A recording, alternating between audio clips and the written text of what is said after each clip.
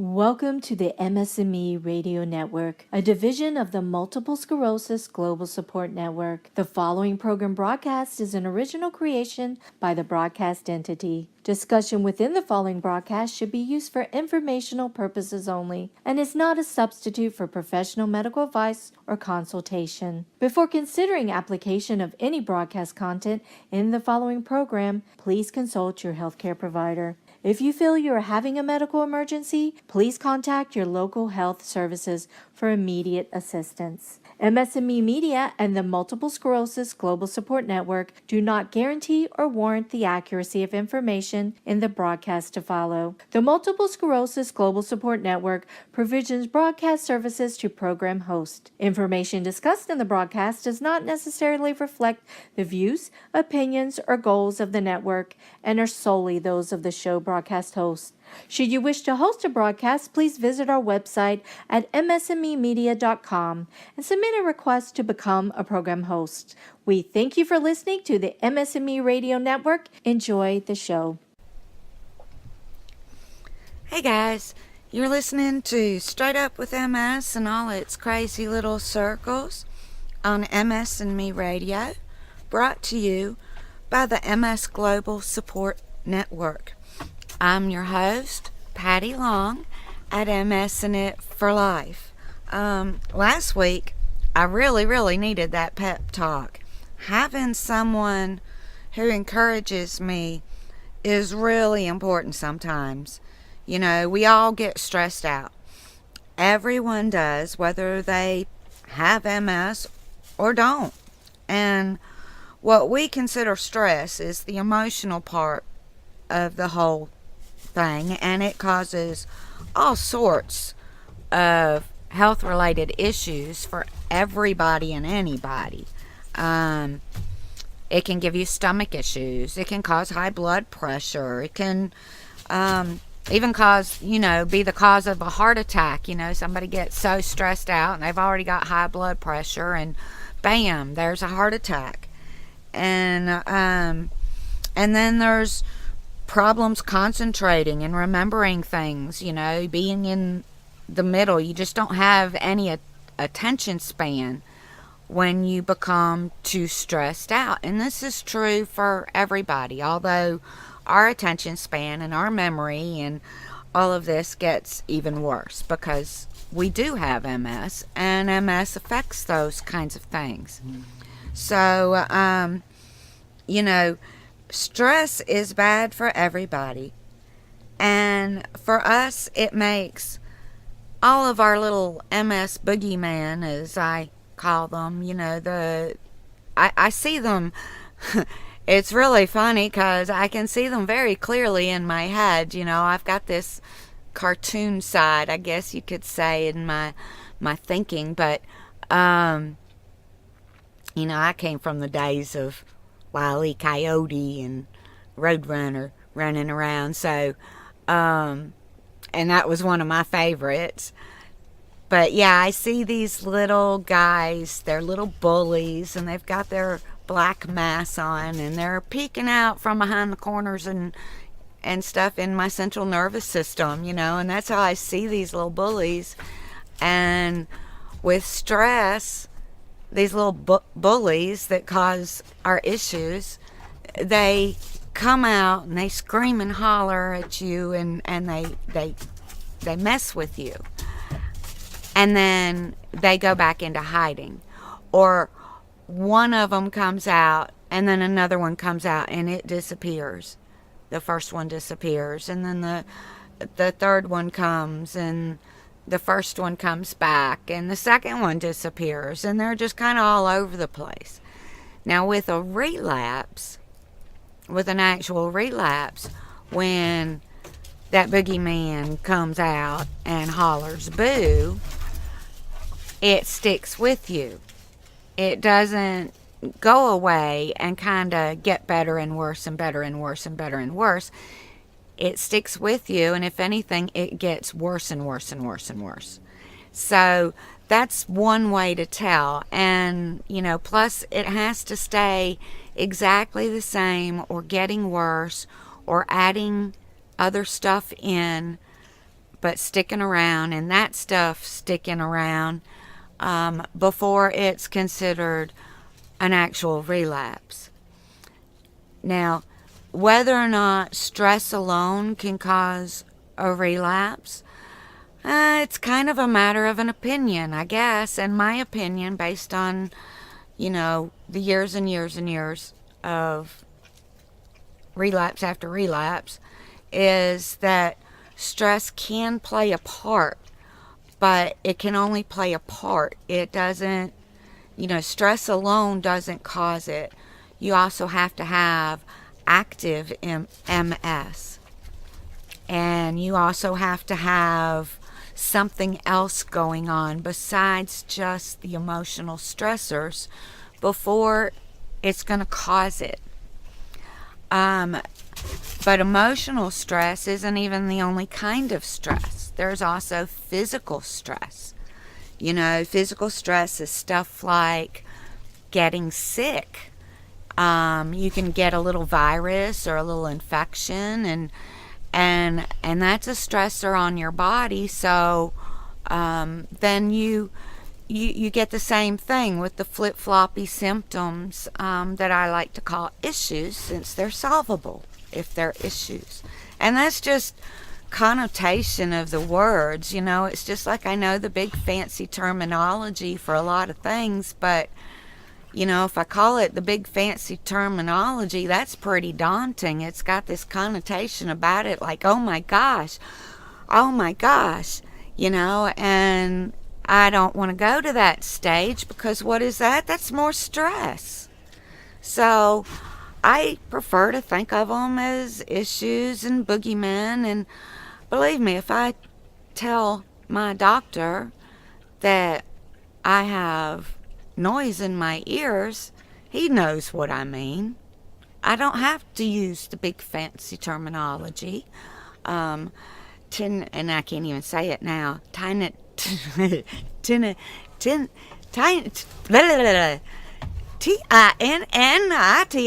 or something like that. Tinnitus. There we go. I said it. Tinnitus. And some people say it a little differently, but I've always heard it tinnitus. But I said the word. And that's, again, that trying to get the sounds to come out in the right order can be really tricky. And that's another issue with MS. And when I know the word and it's just trying to get the sounds out right, it's some people try and help me say the word, and some people give me time and just giggle with me, because at some point you got to find these things funny. You just do. And that's one of the ways to defeat the emotional side of stress is, you change that mindset. You call it things and that make it less daunting, make it less scary sounding, make it more solvable, which is, why I picked the term issue. And you find the funny in the symptom that you have, and, that's the funny in my tongue-tied thing is it's humorous. It sounds humorous, and I go da da da da da, and I let others have fun with it with me. So, my new friends, they'll just wait, and then I'll be like, I told you I could say that word. I knew I could say that word. And I have one girl that will actually do things and ask me to say things just because she thinks I say them funny. And, we both laugh. And laughter is a good battler, I guess you could say, for emotional stress. But back to the physical stress, because I'm getting ahead of myself, the physical stress, if you did not get sick all the time before, then you're not really going to get sick all the time now. your immune system, unless you're taking something that is dropping your white blood cell count. And this is something everybody who has MS should do. They should get to know these blood tests and know where your white blood cell count is. That's really important. And if your white blood cell count is fine, then you're in no more danger of catching a virus than you ever were before. So if you were the type that rarely ever got sick, then you're probably rarely ever going to get sick now unless that white blood cell count drops. And if it drops too low, it may be time to switch to a different disease modifying therapy. And I'm a big believer in disease modifying therapies. We've got a lot of them out there. I suggest that everybody looks for one that will have a proven track record of people being on it and successfully achieving what they call NEDA, N-E-D-A, and that stands for No Evidence of Disease Activity.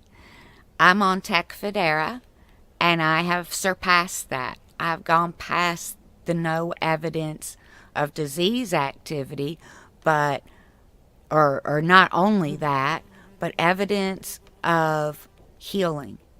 And this is an amazing thing. So there's even some that are showing signs of this. So if you're not achieving this, then that may be a reason to change to a different disease modifying therapy. I know there's rules that are different in different countries as far as what you can use as a first line defense. Now, I'd already passed first line and second line and, so on. And before I found the MS Center of Atlanta and Dr. English, and Dr. Jeffrey English, I should say, because there's more than one Dr. English. But he has been amazing at taking care of me. And the first medicine that he chose for me was the right one, and I did achieve this. Now, it's not for everybody, but none of them are, because we're all biologically different. Our DNA is different. We grew up different. We know different things. Some people are very book smart. Some people are very street smart. Some people are very artistic. Other people, they think different. So nothing is the same for everybody. And like diets, there's no one diet fits all, because we're not all the same. I can't eat a lot of what other people eat because I have allergies to it. And I have things that make me feel bad. So you know what? I don't eat those things. If I make a shake, a smoothie out of a berry blend mix, and I just get the frozen kind and throw in some apple juice, because you need some juice in there to run the blender. I mean, that peps me up. It makes me feel good. So I drink those. And yet, things like pasta and potatoes, they make me feel so tired. And I'm already tired enough. So I don't eat so much of that. Hot, quit. Hey. Thank you. My dog's back here scratching. I do not know what is wrong with this dog. He needs to go see a vet. But he's scratching and itching to death. But in any case, I know what I'm allergic to. I actually had an allergy test not long ago, because I have a new food allergy that I suspected, and I was right. I am now allergic to shellfish. and I really loved shrimp, but no more. I really loved crab, but no more. Who doesn't love lobster? Okay, some people don't, but I loved lobster, but no more because that's shellfish, and why risk it when you already know that it's going to cause problems and possibly severe problems depending on how well it's cooked. And you know, it's amazing what a difference that would make. But it would. And I'm allergic to coconut, and I'm allergic to tree nuts. Which peanuts are not tree nuts, so I can eat peanut butter, but you know, that means I can't do that. And I learned a long time ago that I can't handle a lot of saturated fats. It'll give me stomach issues. So, I've learned what makes me feel bad and said, why eat something that makes you feel bad? And I hear people all the time talk about, oh, I went to such and such and we got this, and oh man, it was so good. I had heartburn like mad last night, but oh, I'm going to go back there tonight. I want some more. It was so good. Why would you do that to yourself? If it gives you heartburn that bad that you're up all night hurting, why would you want more? So, I don't know. It's a mindset. And getting the right mindset is how you live well, how you get rid of the emotional stress. Physical stress is a lot different, though. And the physical stress can be as simple as way overdoing it. I know that when my disease was active, I was emotionally stressed. I was physically stressed. And the combination of those three things, the next day, I had started a relapse. Actually, that night is when I think it started, but the next day, most definitely, I was in a relapse. And it's because I really, really wanted to go down the hill to the pond. And I knew somebody would be home soon. And I wanted to go down there. It was warm enough out for me, and I wanted to go down there, and I wanted to see the pond. And then I couldn't get back up the hill. People came home, but nobody wanted to come get me. Told me, if I got down there, I could get back up. And my stubborn butt tried and tried and tried and tried. And I probably shouldn't have tried quite so hard, because those two things combined, I think, is what threw me into that relapse. Now, it was also just slightly early. So, I was on a every other month schedule for having these things anyway. So it was just slightly early. Not mega early. So maybe not. But I don't think stress alone causes relapses. I think you also have to have the active disease, and I think you also have to have other things going on, something else. I think you need 2 other triggers, not just one. Or else I would have always been in a relapse during that first 2 years, and I wasn't. I just had a very short amount of time to heal. And it was 2.5 years, almost 3. But in any case, I have lost my place. I'm probably going a little bit all over the place, and it's been one of those weeks for me. I even missed hashtag chat MS, which is like my favorite thing to do and hang out with everybody. And there's some great people on that participate on Twitter on there, and I love them all. And so, you know, Randy Patrick is, I think, the right name. I hope is the right name. Who's in charge of it? Um, if not, I'm really embarrassed and I'm sorry. But hashtag ChatMS on Twitter is just amazing. So it's on Monday nights at 7 if you guys get a chance. I have totally lost my place. Sorry.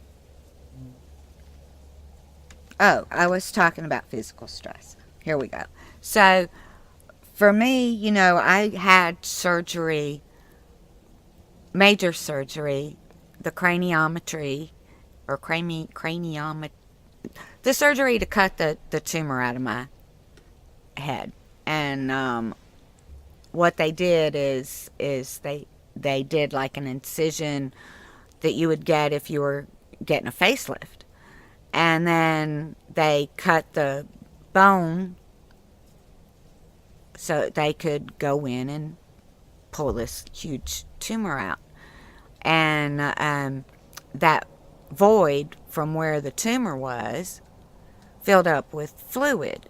You know, they patched me all up, put me back together, and if there wasn't swelling, you'd never be able to tell it. But I've still got a lot of swelling, and that's physical stress. The healing from this, the whole process is physical stress. So my issues have been really going crazy. And I just saw my doc, and he could see the swelling on the top of my head and to the right. And he did not give me any steroids, which I wanted, but he said it's all on the outside of your brain. The inside is still good. Your MS is still looking good. And he didn't have a machine in there to do a comparison, that he could see a comparison really well. But I haven't heard from him. You know, he would have to look at that on a bigger thing than a laptop to really be able to compare the two. So, and he does this himself. The radiology report he uses too, but he also sits down and compares and looks at things himself. And again, that's another thing that I love about going there. But it's the stress, for emotional stress, is all about changing your mindset. And this time of year, everybody's in a rush, even more so. And they're worried about getting somebody this gift or getting them that gift. And how am I going to do this? And I need to get that done. Quit worrying about it. My best advice to you is to bring the mindset that it's okay if everything doesn't get done. Do your ordering online. You know, sign up for free Prime for a month. And then cancel it after Christmas. You know, you've got it for a month and then cancel it. If you can't afford it, you can't afford it. They don't care. You know, and that way you have everything on time, because, you know, Christmas is just around the corner. Hanukkah is probably now or about now, for the first days of Hanukkah. And I don't really know all the various religions very well. But the holidays themselves can be stressful in getting gifts and trying to get your house in order if you're having company. And I'm saying those things aren't as important as your health. They're not as important as just being there if you're having a get-together. Let somebody else do the work. Ask everybody to help you out. And don't be ashamed to ask for that help. Don't stress about getting things done. You know, so what if you didn't vacuum? Who cares? You know, and there's just not enough you don't get enough in return from vacuuming, for instance, than you do for the stress that you're putting on yourself worrying over vacuuming. So let's not worry about it. It's not that important. And this is changing your mindset. And just like changing your mindset for what a hot shower means, I had to, and at first I didn't want to, but then I would get under there and I was just like, couldn't breathe. So I would turn it down a little bit and turn it down a little bit. And now what I consider a hot shower is so different from what I considered a hot shower in the beginning. So my mindset changed. And changing your mindset so that these things don't stress you out, whatever your stressors are, is important. So the first thing is, what triggers those emotional stresses? And then how can you stop it? How can you avoid that trigger? What can you do when it gets triggered to find that happy place so that you're not stressed out anymore? Because it's super, super important. And it's one of those circles, because the more stressed out you get, the worse your MS acts up. And then the more stressed out, because your MS is acting up, so you get more stressed out. And then because you're more stressed out, you get more of your MS going nuts. And it just keeps revolving in this circle. And the stress itself also causes exhaustion, which then brings in all these other circles. So keeping yourself calm, which you can do with music, you can do it with nature, you can do it with crafts, you can do it with whatever speaks to you the loudest as something and some way to calm yourself down. And those emotional stressors, just find your way so that you can stay happy and get rid of them and not have your MS flip-flopping all over the place and going crazy. So my time is, oh my gosh, my time is really up. So before it is, or as it is, I just want to say thank you to Erica Lyons Richardson, who's the founder of this great network. And thank you again for listening, because without you guys, I wouldn't be here. And anytime you want to talk, and if you want it private, you can even send me a direct message and I will reply to your direct messages. You can send it to me on Twitter at MSNit for life. That's MSENIT, the number 4, LIFE. And thank you so much. Y'all try and live stress free. Stay positive about your day. Find the funny. And most importantly, love yourself. Bye now.